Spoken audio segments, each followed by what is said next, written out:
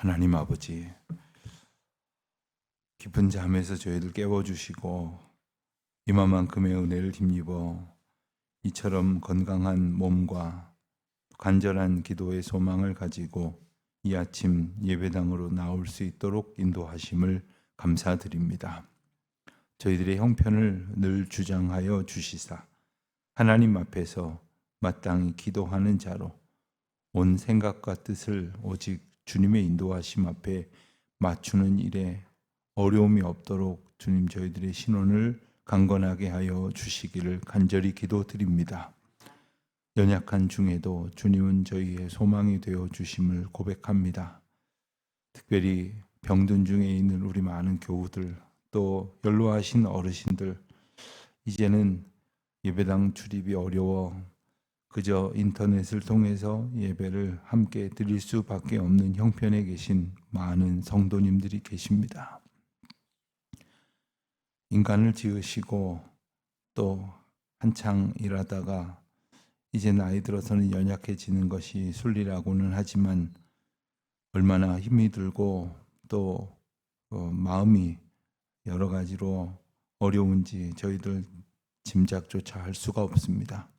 하나님, 이분들에게 소망이 되어 주시듯 또 이분들에게 간절한 기도가 되어 주시듯 이제도 그와 같은 은혜로 인도하여 주시사 남은 평생의 삶이 오직 주님을 바라보는 믿음으로 또 연약한 것이 하나님의 도우심을 힘입어 힘을 누리며 또 하나님 앞에 나아가고 찬송하고 예배하는 일에 어려움을 겪지 않도록 주님 도와주시기를 간절히 기도드립니다. 저희가 이 땅에서 허락받은 마지막 날까지 온전한 정신과 또한 주님께서 맡겨주신 일 감당할 수 있을 만큼의 기운을 힘입어서 열심으로 힘을 다하여 주님 주신 사명 감당할 수 있도록 도와주시옵소서. 하나님, 저희 교회에 함께 주신 사명도 있습니다. 여러 선교지들을 두고 기도하며 또 중보하며 애쓰고 수고하는 일에 협력하며 또 함께 자녀들을 양육하고 이웃을 섬기며 무엇보다도 저희들이 함께 모여 한 마음으로 하나님을 바르게 예배할 수 있는 귀한 사명 주셨습니다.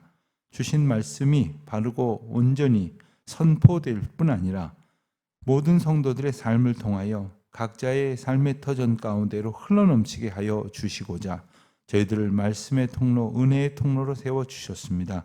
하나님이 일하시는 통로로 살아가는 날이 되게 하여 주시옵소서. 하나님, 저희들의 삶을 오직 주님께서 인도하시기에 저희들이 혹 겪게 되어질 어려움들도 주님의 주권 아래 있음을 고백합니다. 도우시고 힘주시는 주님께서 그 모든 형편을 아시오니 오늘도 오직 주님의 능하신 손길만을 의지하여 나아가는 저희 모든 성도들 되게 하여 주시옵소서. 예배당 건축에 귀한 사명 주셨사오니 오늘도 공사장 모든 구석구석에 한 가지 이 크고 작은 모든 일들을 하나님께서 관장하여 주시옵시고 일꾼들을 하나님께서 기름 부어 주시옵시고 그 마음과 생각과 뜻을 온전히 주장하여 주셔서 모든 사람들이 아버지의 집을 짓는 기쁨으로 충만케 하시며 믿지 아니하는 이들도 그 감격이 무엇인지를 깨달을 수 있도록 도와주시기를 기도드립니다. 하나님, 도우셔서 모든 과정이 순조로이 이제 마무리되어져 갈 수 있도록 인도하여 주시옵소서. 많은 일들이 구체적으로 남아 있습니다. 저희들 다 알지도 못하는 구석구석까지 예비하신 은혜의 손길로 어루만져 주시사 아름다운 성전이 함께 지어져 갈 수 있도록 도와주시옵소서.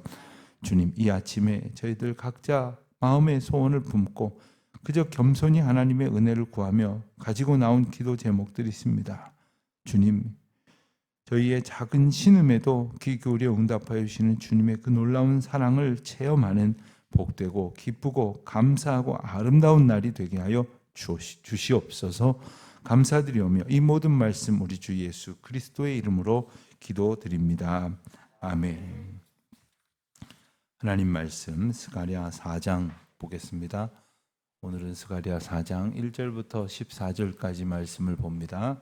함께 읽겠습니다.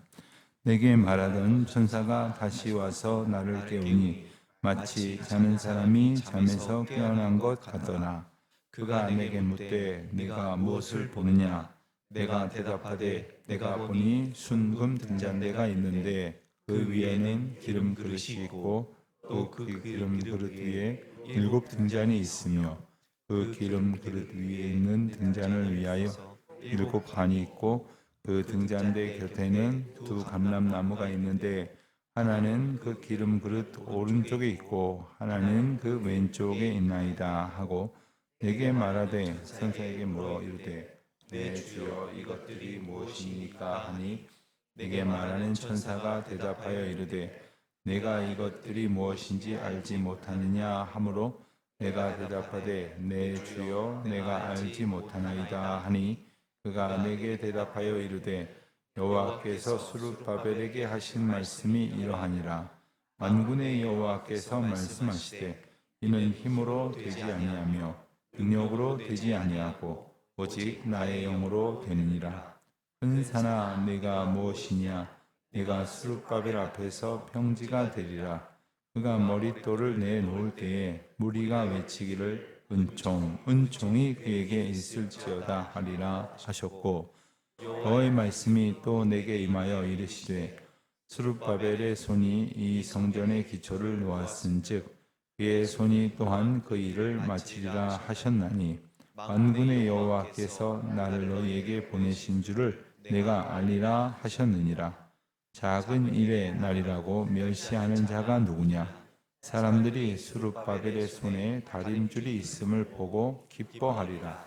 이 7은 온 세상에 두루 다니는 여호와의 눈이라 하니라. 내가 그에게 물어 이르되 등잔대 좌우에 2 감람나무는 무슨 뜻이니까 하고 다시 그에게 물어 이르되 금기름을 흘리는 2 금관 옆에 있는 이 감람나무 2 가지는 무슨 뜻이니까 하니 그가 내게 대답하여 이르되 내가 이것이 무엇인지 알지 못하느냐 하는지라. 내가 대답하되 내 주여 알지 못하나이다 하니 이르되 이는 그 본받은 주이 온 세상에 주 앞에 서 있는 자니라 하더라. 아멘. 오늘은 스가랴서에 나오는 8개의 환상 중에 5번째 환상을 다루고 있는 본문입니다. 5번째 환상의 제목을 붙인다면 7 등잔과 순금으로 된 등잔대, 7 등잔과 순금 등잔대 이렇게 이름을 붙여서 우리가 기억하기가 좋을 것 같습니다. 1절을 보니까 천사가 다시 와서 나를 깨우니 다시 이제 잠자는 듯한 그런 형편 속에서 깨어나는 것처럼 분명히 인식을 새롭게 하게 하셔서 이제 다시금 말씀하시고 귀한 환상을 보여주십니다. 2절을 보니까 그 내용이 자세하게 2절 이하의 묘사가 되어 있습니다. 순금으로 된 등잔대가 있고 그 위에는 기름 그릇이 있다. 그리고 기름 그릇 위에 7 등잔이 있으며 그 기름 위에는 등잔을 위하여 7 관이 있다. 그리고 등잔대 곁에 2 감람나무가 있다. 하나는 오른쪽에 하나는 왼쪽에. 대강 여러분 머릿속에 이렇게 그려지실 것입니다. 이 그림을 보았을 때 이것이 무엇을 의미하는지를 언뜻 알기 어려웠을 것입니다. 그렇기 때문에 아느냐 모르겠습니다. 아느냐 모르겠습니다. 이런 표현이 이렇게 반복이 됩니다. 그런데 오늘 본문에서는 그 모른다고 이제 대답했던 그것의 하나하나의 의미를 자세하게 이제 일러 주십니다. 그 가운데에서 오늘 우리가 보게 되어지는 등잔대는 말할 것도 없이 등잔이 놓여진 것이고 그 등잔은 불을 밝히는 것이죠. 불을 밝힌다고 하는 것은 보신다는 뜻입니다. 하나님께서 보시고 살피신다는 것입니다. 이것이 바로 하나님의 약속이고 그것을 계속해서 이루시겠다고 하시는 것입니다. 그런데 이제 등잔의 한계가 뭡니까? 등잔에서 우리가 이제 각 마을마다, 동네마다, 가정마다 이제 전기가 들어가던 시절이 됐을 때 이 놀라운 게 뭡니까? 더 이상 이제 등잔에 기름을 채워 넣지 않아도 된다는 것 아닙니까? 계속해서 이 에너지원이 공급되어진다는 뜻이죠. 등잔은 그런 한계가 있는 겁니다. 그런데 이 등잔대에 그 기름이 있고 그 기름에서 관이 나와서 그 등잔으로 기름이 계속 공급된다는 것은 물론 그 등잔 기름의 기름 자체에도 뭐 끝없이 나오는 것은 아니겠습니다만은 흔히 우리가 사람들이 생각하거나 사용하던 등잔과는 차원이 다른 계속해서 등불을 밝힐 수 있는 에너지가 공급되고 있는 그러한 차원의 등잔대를 보게 됩니다. 순금으로 되어 있다고 했습니다. 귀하고 귀한 것을 의미하는 것이죠. 그리고 7개라고 하는 것은 성경에 나오는 숫자 7의 의미를 이제는 잘 아실 것입니다. 완전수의 의미를 가지고 있는데 그 완전한 의미를 가지고 가장 순전한 순금으로 된 등잔대가 있으며 그 곁에 두 감람나무가 있다고 했습니다. 이 두 감람나무가 무엇이냐는 의문에 대해서는 이제 후반부에 보면 11절부터 14절까지의 말씀을 미리 우리가 당겨서 본다고 했을 때 그 두 감람나무는 14절 말씀을 보면 기름 부음 받은 자 둘이니 온 세상의 주 앞에 서 있는 자니라.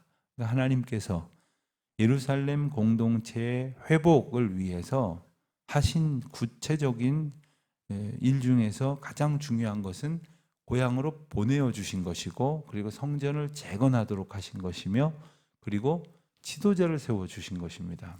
이 세 가지는 포로였던 형편 속에서는 이룰 수 없는 것이고 스스로 해결할 수 있는 것이 아닙니다. 하나님께서 친히 2명의 리더를 세워주셨습니다. 대제사장 여호수아와 유다 총독 스룹바벨이 바로 그들입니다. 그러니까 그들을 상징하여 말씀하시는 것이 바로 두 감람나무다. 그러니까 그들 개인이 가장 그렇게 중요한 인물이라는 것을 강조하기보다는 그들이 하나님 앞에서 받은 사명 그리고 그 역할을 감안해서 봤을 때 그들이야말로 하나님께서 사용하시는 하나님의 도구이고 하나님이 펼치시는 은혜의 통로이며 그리고 하나님께서 일하시는 구체적인 하나님의 사용되어지는 백성, 그러니까 하나님께서 사용하시는 백성이다, 이렇게 말할 수 있겠습니다. 이것을 가리켜서 다른 말로 하면 하나님께서 하나님의 일을 맡기시고 하나님의 일을 감당하시도록 부르신 청직이라고도 말할 수가 있겠습니다. 하나님께서는 이 두 사람만 부르셨겠습니까? 하나님의 일을 감당케 하시도록 수많은 사람들을 부르셨습니다. 성경에 보면 수많은 사람들이 하나님의 부름을 받고 또 하나님께서 맡겨주신 일을 감당을 하죠. 오늘 우리가 그 가운데 있습니다. 하나님께서 맡기신 일을 우리에게 주시며 우리를 통하여 그 일을 감당하도록 우리와 함께 해 주십니다. 그런데 그 일은 성전 재건하는 일인데 앞서 이제 4번째 환상까지가 성전 재건이 이루어질 것이라고 하는 원론적인 이야기라고 한다면 5번째 환상부터는 구체적으로 성전 재건이 어떻게 이루어지느냐를 이야기한다고 말할 수가 있는데 오늘 본문의 6절 이하의 말씀을 보면 이 성전 재건이 이루어지는 가장 중요한 원리는 바로 힘으로 되는 것도 아니고 능력으로 되는 것도 아니라 오직 나의 영으로 하나님의 영으로 되는 일이다. 그러니까 하나님께서 그 거룩한 역사의 뜻을 영적으로 이루어 주실 때 하나님께서 명하신 일들이 비로소 이루어진다라고 말씀을 하시는 겁니다. 그때에 그 일들이 이루어지는 것을 보면서 산이 평지가 되어진다고 말씀을 하셔요. 산이 평지가 되어진다는 것, 뭐 오늘날은 뭐 엄청난 그 위력을 가진 그 기계들을 사용해서 이 시간이 걸리면 이런 일들이 가능할런지 모르겠지만 당시로서는 상상도 할 수 없는 일 아닙니까?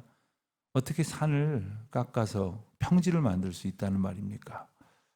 산을 깎아서 평지가 되어지는 그런 일들은 인간의 능력으로는 상상조차 할 수 없는 일인데 하나님께서 아주 간단하게 하실 수 있는 일을 예시하시면서 이와 같은 표현을 쓰신 거죠. 그래서 하나님께서 머릿돌을 내놓을 때, 그러니까 그 건물의 기초에다가 두는 기초석이라고 할 수 있는 이 머릿돌을 내놓을 때에 모든 사람들은 하나님의 은총이다. 하나님의 은총이 이 가운데 있고 하나님께 영광으로 돌려진다라고 이제 고백을 하게 될 것이라고 말씀을 하시는 것입니다. 구체적으로 8절 이하에 보면 어떻게 이 성전 재건이 이루어지느냐. 하나님 다시 한번 상기시키십니다. 우선 백성들을 보내셨고 스룹바벨의 손이 이 성전 기초를 놓았다. 그러니까 처음에 와서 이스라엘 백성들이 스룹바벨의 영도 아래 이제 기초 공사를 시작해서 기초가 다 닦여졌었습니다. 그런데 여러 가지 이 핑계와 이유를 가지고 약 16년 이상 중지가 됐었던 상황이었죠. 그때 하나님께서 나를 너희에게 보내신 줄을 네가 알리라. 다시 말하면 성전 재건의 의미를 되새기게 하시고 그리고 박차를 가하게 하셔서 이제 중단되어져서 마치 아무 일도 못할 것 같이 낙심하고 있었던 사람들을 깨우고 격려하시는 일들을 하시게 될 것이라고 말씀을 하시는 것입니다. 그 가운데 아주 특별한 의미가 하나 나옵니다. 스룹바벨을 통해서 기초를 놓고 성전을 재건하게 하시는 장면을 묘사하는 가운데에 10절 중반절에 보면 스룹바벨의 손에 다림줄이 있는 것을 보고 기뻐한다 이렇게 말하고 있습니다. 다림줄은 무엇입니까? 어제 그제 우리가 성경의 먹줄이라는 그 표현을 보면서 마치 우리가 이제 벽돌에 벽에다가 뭘 쌓을 때라든가 뭐 그릴 때, 뭐 금을 그을 때, 표시를 할 때 수평을 맞추고 또 정확하게 직선 줄을 긋는 것을 우리가 연상을 했는데 이 다림줄이라는 건 뭐냐 하면 줄이 있는데 추 같은 무거운 것을 달아놓고 위에서 아래로 늘어뜨리면 어떻게 되겠습니까? 중력의 원리에 의해서 곧바로 이렇게 땅으로 떨어지게 되겠죠. 그럼 정확하게 위에서 아래로 떨어지는 수직선이 표시가 될 것입니다. 정확하게 이 수직선이 표시가 되도록 사용하는 줄이 바로 이 다림줄인데 그것을 사용한다는 것은 무엇입니까? 바로 밑에서부터 위로 뭔가를 이제 쌓아 올리는 작업들이 계속해서 이루어진다는 것입니다. 어제 그제도 말씀을 드렸습니다만은 이 또한 요즘은 아주 첨단 그 설비를 가지고 심지어는 개개인도 위성에서 쏘아주는 전파를 활용해서 이렇게 아주 작은 GPS를 가지고도 얼마든지 이제 수직을 내릴 수가 있는데 그 수직을 내린다는 것은 위로 쌓아 올리는 공사가 이제 전개된다는 뜻입니다. 그러니까 성전 재건이 구체적으로 진행이 된다는 것을 보여주시는 아주 상징적인 그런 말씀이죠. 모든 기준은 위로부터 나뉘어지는 것입니다. 이 또한 우리가 기억을 해야 할 것입니다. 우리는 각자 자기가 기준이 되려고 합니다. 언젠간 그 어느 모임을 갔는데 아직 모임 시간에 예배 시간이 한 10분 정도 남아서 다들 예배당에서 저마다 묵상하고 또 예배드릴 준비를 하고 있는데 사회자가 이렇게 등단을 해가지고 시간이 되었으므로 예배를 시작하겠습니다. 그걸 시작을 하세요. 그래서 아직 시간이 안 됐는데 그래서 예배를 마치고 그 인도하시는 분이 제가 개인적으로 아는 분이라 시계 좀 봅시다 했더니 시계가 아주 두껍고 오래된 시계인데 보니까 아니나 다를까 10분이 틀려 있어요.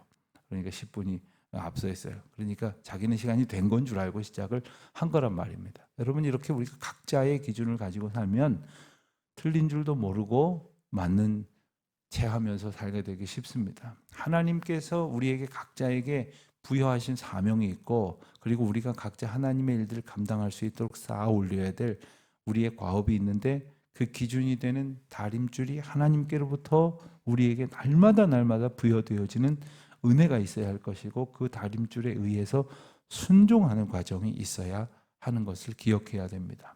교회 안에서 보면 특히 아주 충성스러운 분들이 많이 있습니다. 그런데 더러는 그 자기 욕심에 자기 열심으로 뭔가를 아주 남들보다 분명히 열심히 하는데 가만히 보면 이게 좀 좀 이렇게 화합이 안 되고 불화할 때가 있고 여러 가지가 일치가 안 될 때가 있어요. 가만히 보면 우리에게 주어진 모든 사명을 자기 열심으로 하면 안 하느니만 못한 것은 아닐지도 모르지만 안 할 때는 상상할 수 없는 또 다른 문제가 발생을 하기도 하는 것입니다. 다림줄을 가지고 하나님께서 성전을 지어 올리라고 하신 사명에 순종하는 스룹바벨처럼 오늘도 우리에게 맡겨주신 일들이 아주 지극히 작은 일처럼 여겨질지라도, 지극히 개인적인 일처럼 여겨질지라도 이 또한 하나님께서 주신 사명임을 알고 하나님이 인도하시는 말씀의 다림줄 앞에서, 그리고 날마다 우리를 이끄시는 구체적인 인도하심의 역사 앞에서 순종하면서 그 일을 감당할 수 있게 되시기를 바라는 것입니다. 그렇게 하나님께서는 성전을 지어 가십니다. 우리 각 사람을 지어 가십니다. 우리에게 주신 사명을 지어 가십니다. 그와 같은 세워가시는 하나님의 은혜가 오늘도 충만하시기를, 그 세워가시는 하나님의 은혜 앞에 순종하는 기쁨과 평안이 가득하시기를 주의 이름으로 축원드립니다. 하나님 아버지, 하나님의 영이 아니고서는 아무것도 이루어질 수 없음을 분명히 일깨워 주시니 감사합니다. 우리의 힘으로 되는 것도 아니고 우리의 능력으로 되는 것도 아니며 오직 여호와 하나님께서 우리에게 맡기시고 부르신 그 영의 능력으로 감당해야 할 줄 알게 하셨사오니 그 뜻 가운데로 온전히 순종하는 저희 모두가 되게 하여 주시옵소서. 예수님의 이름으로 기도드립니다. 아멘.